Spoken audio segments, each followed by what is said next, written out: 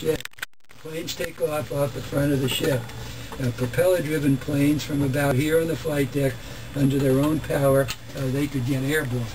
Jet planes, I always use the example for this F-14 Tomcat, it has a flying speed of 110 knots, about 120 miles an hour. On an airport, just to give you an example, from a dead stop to get that to 110 knots, it would take about 5,000 feet, almost a mile of runway. We don't have a mile of runway, so in order to get a jet to its flying speed, we hook it up to a catapult, and the catapult's going to pull it along, so by the time it is to the front of the ship, it's at its flying speed. So you can see the two catapult tracks that we have running along to the front, alongside the number 12 up If here. you have signed up for the 3:30 engine room tour, please report orientation on the hangar deck. This black item with the yellow top over here on the port or the left catapult, it's called a jet blast reflector. You can see where those jet engines are on that F-4 Phantom there. And you got to picture this flight deck when they're launching planes. They got about maybe 150 people up here working and about another 60 to 70 planes.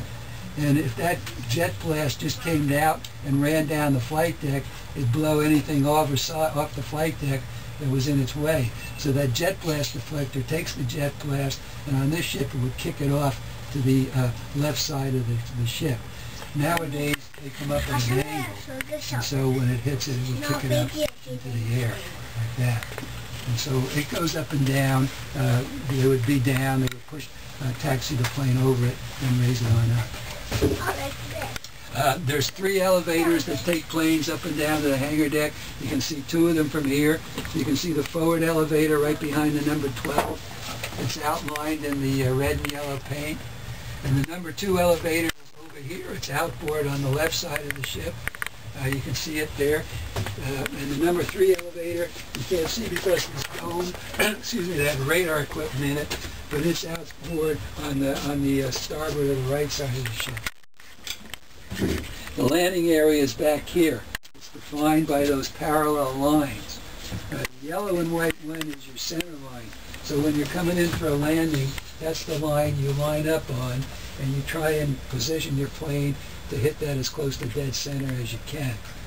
There were 4 wires that went across. They're called cross-deck pennants. That guy that's in the middle of those 3 people, he's standing right about where the last wire would be. They were about 30 feet apart, and so there were 4 of them. You would just catch one. As you catch a wire, the tail hook is held down by hydraulic pressure. And as you're going forward, you land, you're going to grab a wire, and the momentum of your plane's going to bring the tail hook up to a horizontal position. So if you caught the number 1 wire, then you would just kind of roll over the next 3 with your tires. And on this ship, depending on the planes, they used to pull out anywhere from 200 to 300 feet. So they'd stop somewhere in this area. Today, the jets are so much bigger. We don't really have a modern jet. All the planes we have are really out of service. But you can see some of them are really big, like that S3 Viking up there, the twin-engine jet. And the flying speeds are so fast, you know, that they pull out anywhere from 500 to 600 feet. But the modern-day carriers they're huge compared to this. The flight deck's about 50% bigger, and they're anywhere from 400 to 600 feet longer than us, and a lot wider. So they have to be that size to handle the planes that we're flying off of now.